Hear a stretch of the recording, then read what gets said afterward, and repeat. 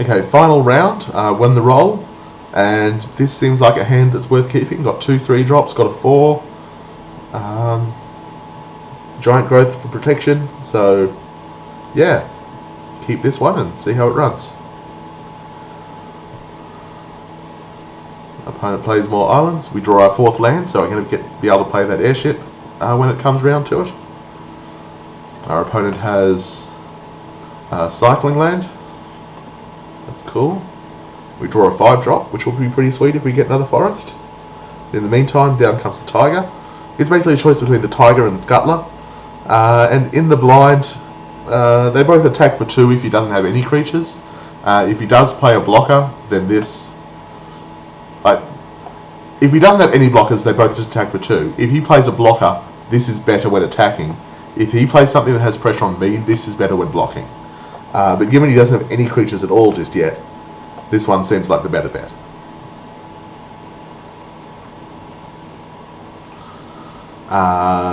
But it doesn't matter because he has Lightning Strike / Spearing Spear / whatever, except actually a sorcery. Card that has had many forms.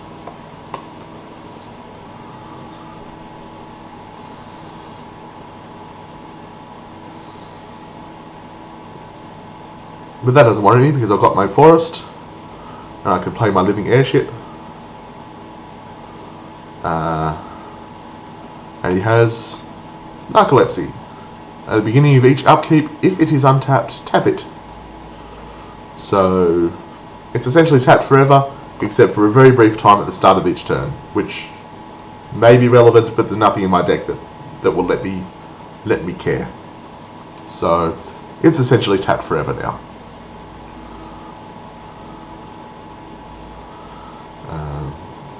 So I have 4C, but I'm just going to play the Sporoloth Ancient at this point. He's removed my first 2 threats, but this one is even bigger. So now he has a 2/2 flyer that he can sacrifice to bounce 2 creatures, but only during his upkeep. So it's not like an unsummon where he can do it in response to stuff. This is just in his upkeep he can sack it to try to tempo me out.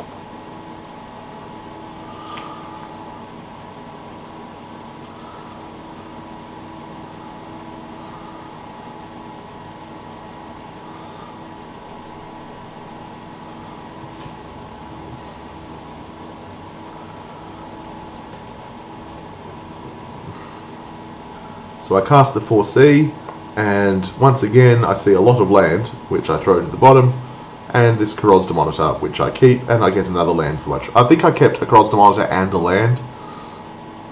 No, I did, because I have 2 forests already here. So I threw all the lands to the bottom, I kept the Karozda Monitor, drew another land anyway. These 4Cs haven't been super amazing for me so far.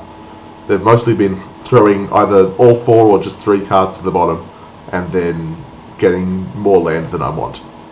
But it's still a very good card. I've just been a little bit unlucky with it.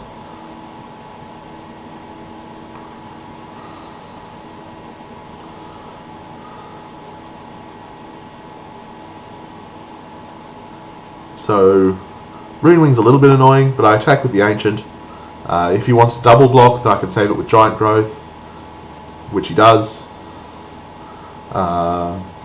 It's not really a 2-for-1 because it's trading Giant Growth for both of these cards, but then he still draws 1 off the Runewing. So it's sort of 2-for-2. But that still clears off the board, and I can play out my 3/3 and start building up from there. And our opponent seems to not have very many things, which is a little bit awkward.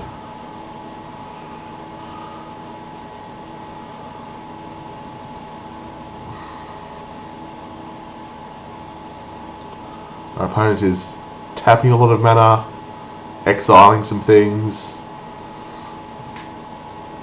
unexiling some things, and then eventually just remove Solza creature. So I think that means he has... Is it Logic Knot? I believe it's Logic Knot, the Delve counterspell. But instead he just removes Souls the thing. is I think Logic Knot is what, it's 3 mana in X, so he could do it for 1, 2, 3, 4, 5, 6. No, he could have Logic Knotted, but he'd have to exile everything, tap all his mana. So instead he just used the remove soul, which it's fine. And it's not like I'll be able to actually play around the Logic Knot. So he's got his own 4C. And he's got Annihilating Fire on the Cross to Monitor, which is super annoying because I won't be able to scavenge it. But I still have my 4-power attacker. And while I can't play around Logic Knot, I mean he's tapped out right now, so obviously you can't counter this. But if I drew something super powerful and he had his mana up, I'd still cast it just to get the counter spell out of his hand. Because I've got enough stuff on the board that I really don't need to actually deploy more threats. So he has Chaos Imps, which is obviously not unleashing because he'd just be straight dead. But that can block the Ancient without any troubles at all.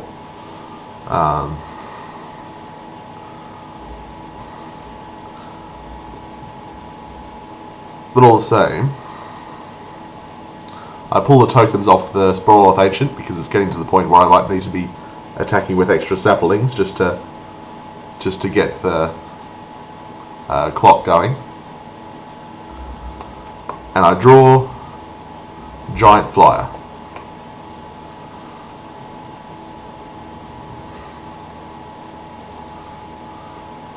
So I drop the Giant Flyer and I pass the turn.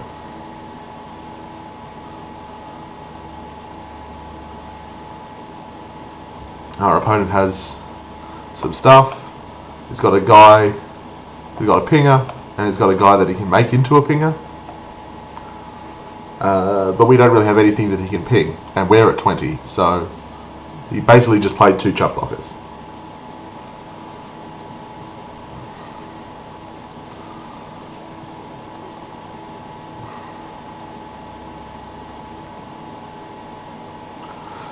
So we attack with all of these things, and he's pretty much obliged to block here and here. He has to block this, and he has to block, he probably should block this with something, like chump block this, and block these two. Whether he blocks these two is on him. He can't actually use either of these to ping anything just yet, because they're still summoning sick. But this has to trade with the Chaos Imps because it's lethal on its own. So he blocks like that. So this is trading with a sapling, this is eating a sapling, but he's taking the Sporoloth Ancient to the face and going to 1.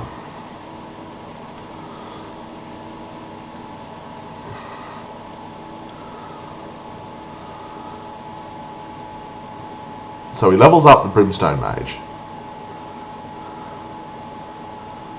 so that it can ping things. And I think his plan is, I think he thinks I can make a counter of the Sporoloth Ancient because it only takes 2. But I don't think he realizes that that also lets me take 2 counters off the Shell Dweller. So I think his plan is that I get a sapling off the Sporoloth Ancient, he chump blocks the Sporoloth Ancient, shoots the sapling, and doesn't take any damage. But because I can pull the counters off both of these guys, I now have 2 saplings. He can chump block this guy, he chump block the Ancient, shoot one of the saplings, but the other one will still hit him for lethal. And as I do exactly that, he throws in the towel, and it's on to game 2. Once again, in sideboarding, I put in the Deprive and took out the Cave Tiger. I didn't even see anything out of him that I really wanted to deprive for. It's just been so good this whole tournament that I figured it should have been in the deck from the start.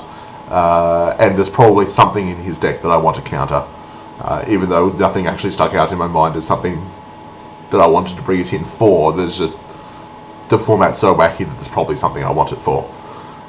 This hand is missing a lot of things But one land, and it at least has a guy, and it has double giant growth. They never expect the second giant growth. So I keep this. It's a bit sketchy, but a bit greedy, but it could get there. I've got 3 draw steps to get a land, and then by the time I get 2 or 3 lands, oh look, there we go, island, perfect. And by the time I get 2 or 3 lands, this ancient should do a lot of damage to him.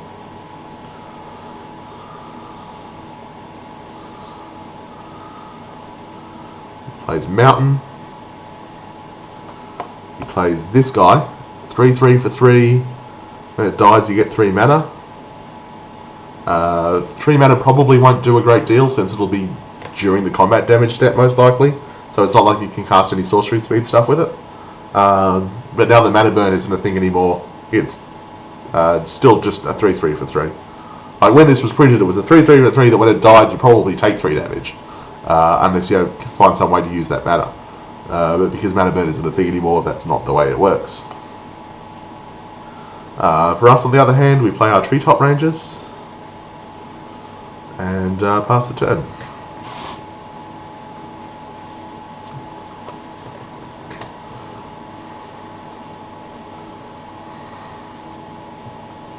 So our opponent gets attacking with the guy.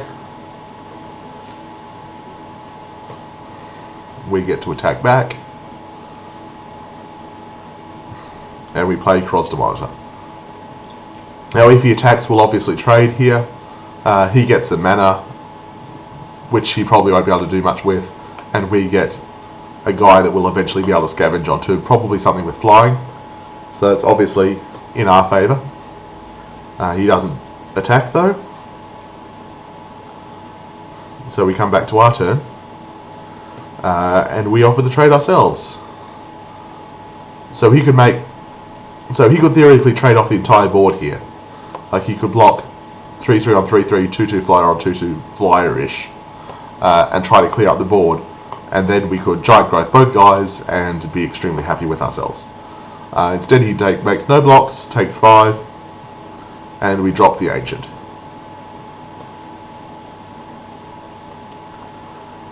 In his upkeep he actually sacrifices this, uses that ability to sacrifice it to bounce 2 guys, which is so it's basically just like slow into the void, which, you know, sure.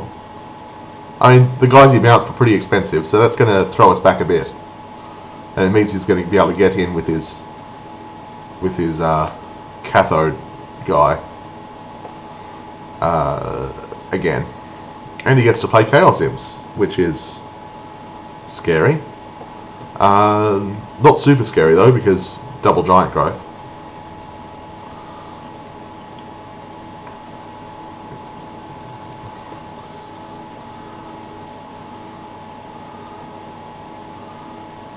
Right, so I attack here because if he blocks, then we can giant growth, and it's a 2-for-1, but it kills his guy.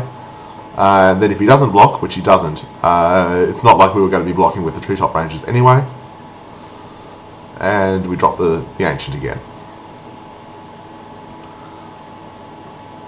Right, so he attacks with his 3/3 here, and I figure he obviously has something.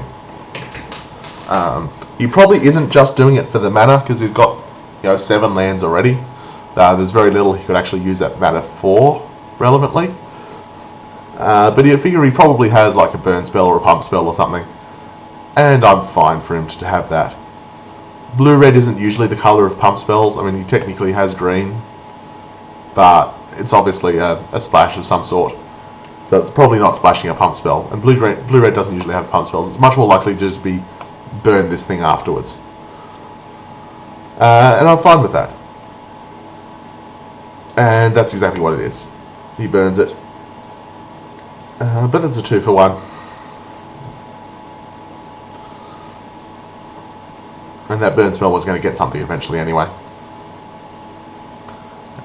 He gets his own flyer.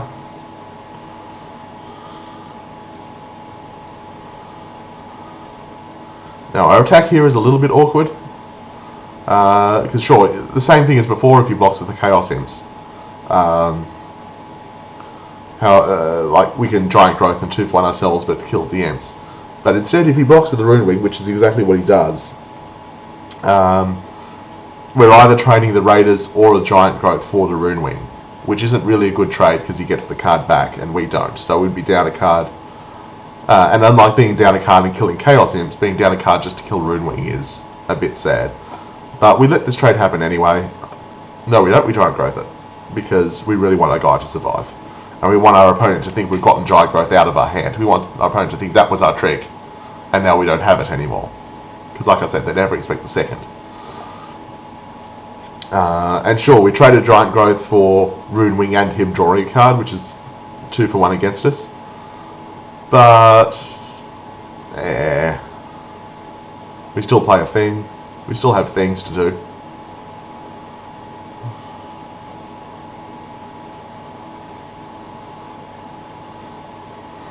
We're still way ahead on cards here. I mean, because our opponent's got a lot of land. But our opponent only has 2 cards in hand, and we have 5, and they're all various degrees of relevance. So our opponent is going to attack us with the Chaos Imps though, which I presume means he has something else that he can block our guys with, or maybe he's just realised that the Chaos Imps isn't actually holding us back. So he plays this. He can sacrifice it to deal 2 damage to each creature. So I figure that the Rangers don't really have much longer to go. He could sack this immediately and just trade it for the Rangers. He doesn't though. He lets me untap. Which means now I have Giant Growth up, which can potentially stop this from happening. I draw Elf, which I'm obviously not casting.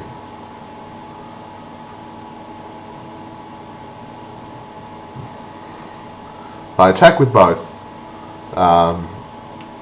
Even though I don't have anything to block the Imps with, I don't have anything to block the Imps with anyway, because this doesn't actually have flying. So I'm trying to bait him to pop this so that I could use the Giant Growth to save my guy, but he doesn't. So I just play out the Scuttler rather than evoking the Walker and getting a 4/4. This way I can hold up Giant Growth. I can also hold up Peel from Reality.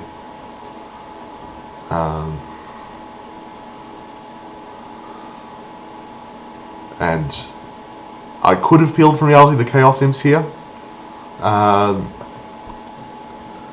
instead I take it, I go to 2.